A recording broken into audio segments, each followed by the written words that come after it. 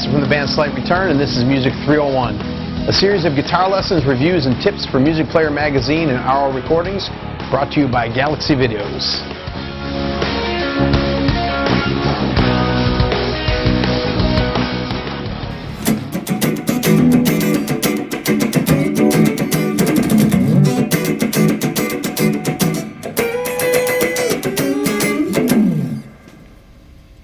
Today's lesson is on funk guitar. So this is kind of an old, well, I guess more of an older craft, but hey, I'm old. This is one of my favorite styles of guitar playing. So a lot of these parts were intertwined with each other. They were kind of layered. A lot of the 70s guitar players were incredible at this. If you listen to Average White Band, or listen to James Brown's guitar players or anybody, it's a very layered guitar style based around 16th note rhythms. So here's the rhythm.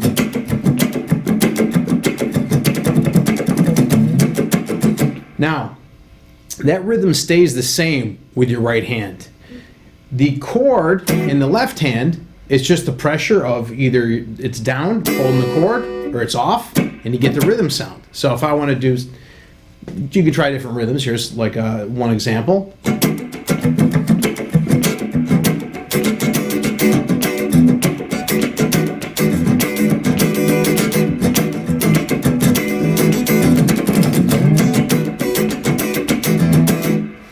So it's all in the left hand pressure. So that's one aspect of it. If you're holding full chords and just still keep that rhythm going. If you want to miss some of the strokes but keep your hand going so you're in time, then there's layered aspects of this playing. So one of them is called, oddly enough, skank picking. Obviously it has a different connotation now than what it had back in the day, but what skank picking is when you hit all the strings for a rhythm part, but you're only hitting one note.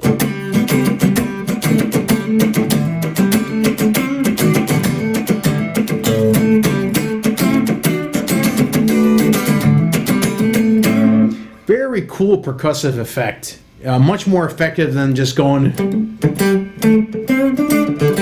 I mean, there's a spot for that too, but if you're looking for that really funky,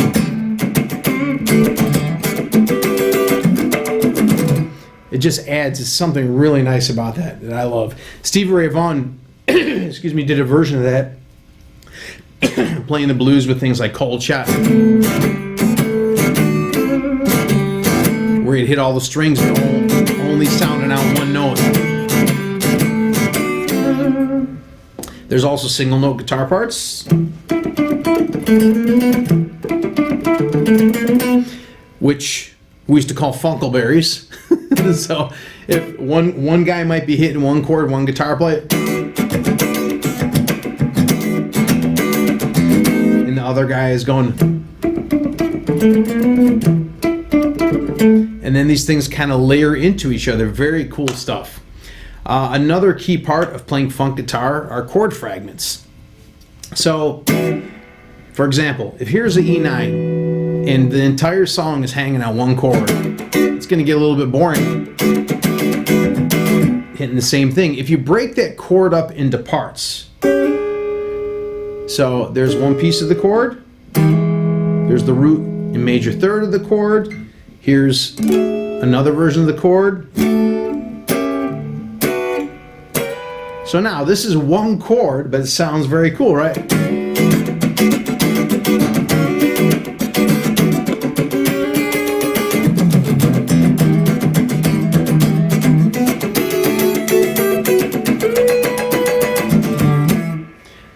All of a sudden it sounds like there's a bunch of stuff happening, but there's really only one chord going on the entire time. You give the impression that there's movement when there's not, and it adds a really nice touch to a song.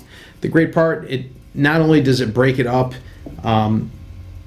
it's a lot of fun actually, just even coming up with parts. It's a great time coming up with parts. Then you splice in octaves, do those single notes.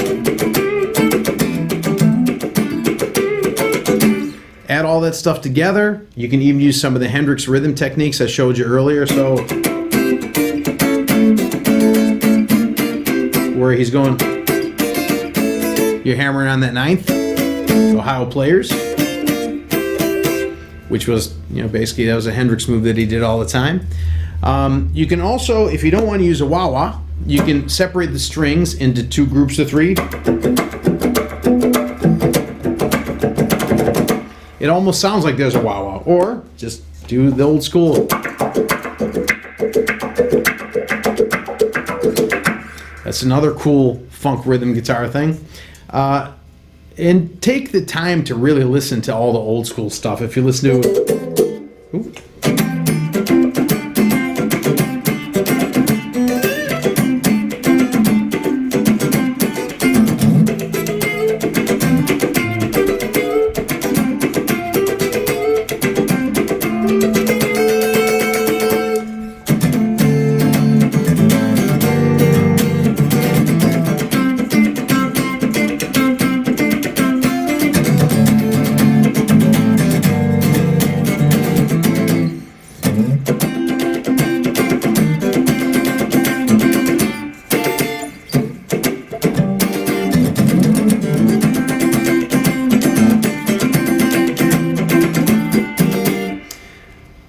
Some of the rhythm set parts of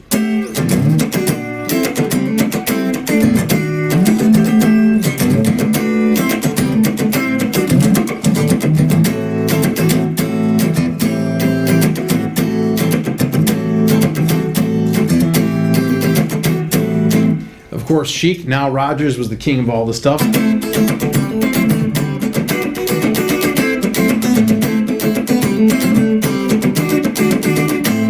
In fact, he one of the more recent songs that he did was Get Lucky, which sounds just like a Chic tune.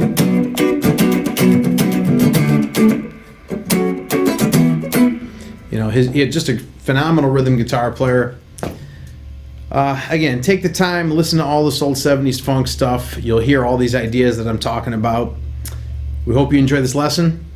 If you enjoyed it, please subscribe to our channel. Don't forget to check out slightreturn.com, musicnoises.com, and Galaxy Videos. Thanks for watching, and we'll see you next time on Music 301.